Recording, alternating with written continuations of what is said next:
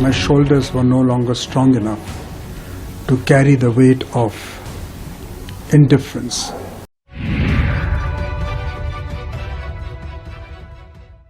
नमस्कार, इन खबर में आपका स्वागत है। कांग्रेस से एक और बड़ा विकेट अश्विनी कुमार के रूप में गिरा है। पंजाब में 20 तारीख को मतदान है और उससे पहले उसी पंजाब से आने वाले पूर्व कानून मंत्री अश्विनी कुमार ने पार्टी छोड़ दी है। सोनिया गांधी को जो उन्होंने चिट्ठी लिखी है उसमें साफ साफ लिखा है कि मैंने अपनी डिग्निटी को सामने रख कर के सोचा, 46 सालों तक कांग्रेस से जुड़ा रहा, जो कर सकता था वो किया, लेकिन अब मेरे कंधे और ज़्यादा उदासीनता को बर्दाश्त नहीं कर सकते। मीडिया से उन्होंने बात की, इसके बाद अलग अलग चैनलों से भी उन्होंने बात की। उसमें कुछ बातों का उन्होंने खुलासा किया कि मैं पहली बार ऐसा देख रहा हूँ कि सीएम के लिए चुनाव से पहले ही लड़ाई हो रही है, किसी से कोई सलाह मशविरा नहीं। फिर ये भी सवाल उठे कि G23, तो उन्होंने G23 मुहिम को ही एकदम से नकार दिया कि कांग्रेस में रहते हुए आप गांधी परिवार को इग्नोर करके कुछ नहीं पा सकते, कुछ नहीं कर सकते। वो भी उन्होंने जवाब दे दिया।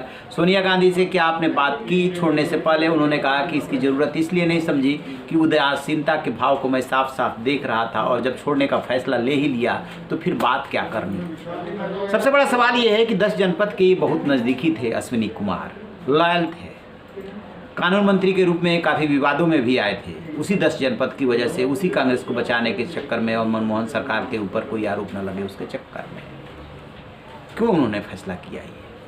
क्या वो कांग्रेस का भविष्य अंधकारमय देख रहे हैं? इसका जवाब दे रहे हैं वो कि हाँ, ऐसा ही कुछ है अगले कई सालों तक। फिर क्या किया जा सकता है?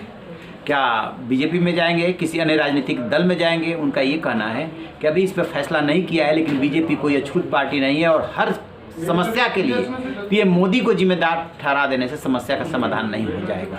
यानी कहीं ना कहीं वो कांग्रेस को घेर रहे हैं कि जो कांग्रेस की पॉलिसी है वो ठीक नहीं है। हर काम के लिए मोदी जिम्मेदार, हर काम के लिए मोदी जिम्मेदार। आप अपने अंदर की कमजोरी को भांप नहीं रहे हैं और सामने वाले को जिम्मेदार ठहरा रहे हैं।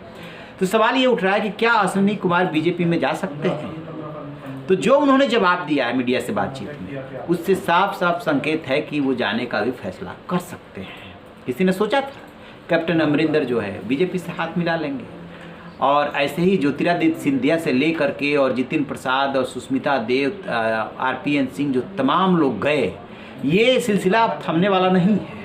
अश्विनी कुमार के रूप में सामने आया है। आपने प्रशांत किशोर की बातों को सुना होगा, उन्होंने लिखा भी था। कांग्रेस में जाने की उनकी बात सही थी, बातचीत हो चुकी थी, लेकिन कांग्रेस में नहीं गए क्योंकि बात बिगड़ गई। वो भी कह रहे हैं कि आप बीजेपी को गाली दीजिए, चाहे जो कुछ भी कीजिए, अगले आने वाले 20-25 साल राजनीति के केंद्र में बीजेपी रहने वाली है।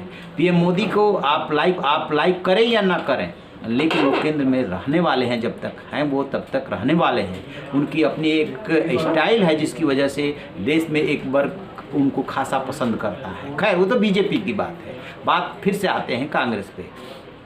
अश्विनी कुमार जिस तरीके से बात कर रहे हैं, साफ लग रहा है कि बहुत दुखी मन से उन्होंने फैसला किया है। अदरवाइज इस उम्र में 46 साल तक कांग्रेस से जुड़े रहने के बाद कोई आदमी ये कहे कि मैं पार्टी से अलग होकर के राष्ट्रीय मुद्दों के लिए ज़्यादा अच्छा काम कर पाऊंगा, तो इसका क्या मतलब है? क्योंकि कोई भी जब राजनीति में ऊपर उठता है या आम जनता के बीच में जनसेवा करके ऊपर उठता है तो पार्टी ज्वाइन करने को सोचता है, चुनाव लड़ने को सोचता है। 2002 से वो राज्यसभा सदस्य रहे, उसके बाद कानून मंत्री बने, और फिर वो ये कह रहे हैं कि ये पार्टी छोड़ करके राष्ट्रीय मुद्दों के लिए वो ज़्यादा अच्छा काम कर पाएंगे, और अब उनके कंधे जो है और उदासीनता बर्दाश्त नहीं कर सकते, सहन नहीं कर सकते। तो मतलब साफ है कि कांग्रेस में वो घुटन महसूस कर रहे थे। उनसे किसी मामले में कोई राय मशविरा नहीं किया जा रहा था और जो वो मजबूर हो गए थे कांग्रेस को अलविदा कहने के लिए।